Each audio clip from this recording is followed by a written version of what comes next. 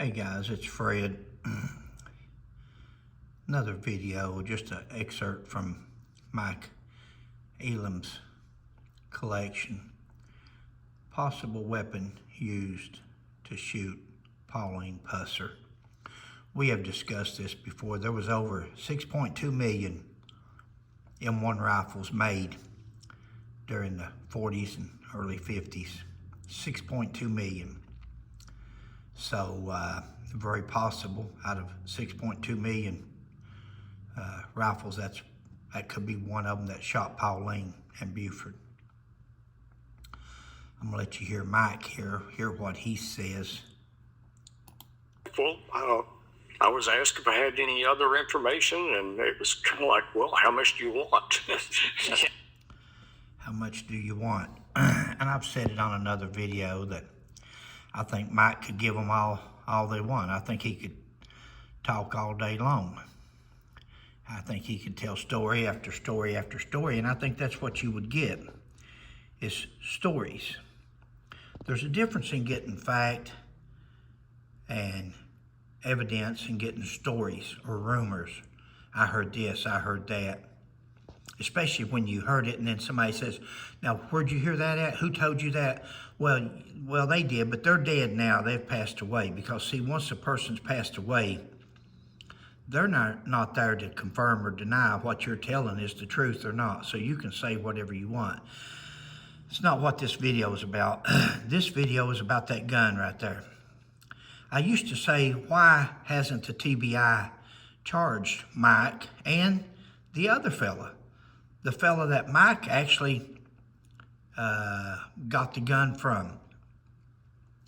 Why hasn't TBI charged these two gentlemen with having stolen property, in possession of stolen property, especially a firearm, and especially a military firearm? And now I'm thinking, why hasn't the FBI, or for sure the ATF, why hasn't the ATF charged Mike and his accomplice that had this gun? Now, they've had this gun for years and years and years and years. This gun was stolen back before the military switched over, or during the time that it was switched over from the M1 to the M14. That's many, many years ago, guys. We've since went to the M16. Why has these gentlemen not been charged federally? Possession of a stolen military firearm. The guy that had it before, from what I understand, his dad had it. His dad had the story behind it, where it was stolen. Three M1 rifles were stolen at the same time, and he knows all about it.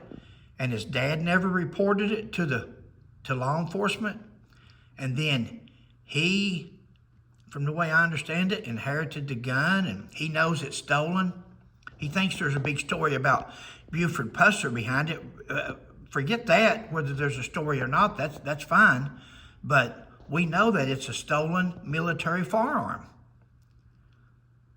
It's things like this that makes you question anything else. This guy here questions the credibility of Buford Pusser, his business dealings, his personal dealings, his time in office. He questions everything about him.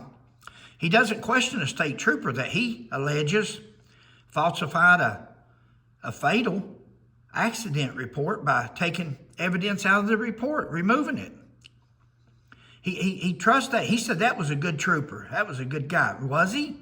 Because to me, he's corrupt. He's a criminal. He's no better than nobody else out here. Because if you'll remove something from a report or evidence, you'll do something else. So mine and Mike's take on good police officers are totally different, to be honest with you.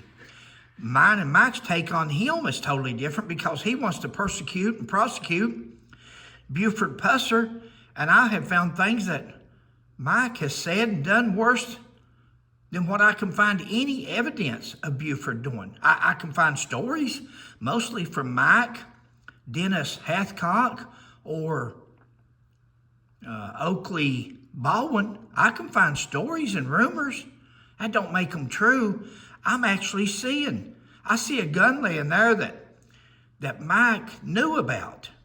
He knows it's stolen. He knew it was stolen for months, maybe even as much as a year before he ever turned it in to law enforcement. And that was only when he was wanting to get the publicity to reopen the case. Well, guys, I'm not going to beat a dead horse. Thanks for joining me. These shorts like this, I'll just put them on Fred McCoy 40. If you want to see them, that's where they'll be at. Thanks. Catch you later.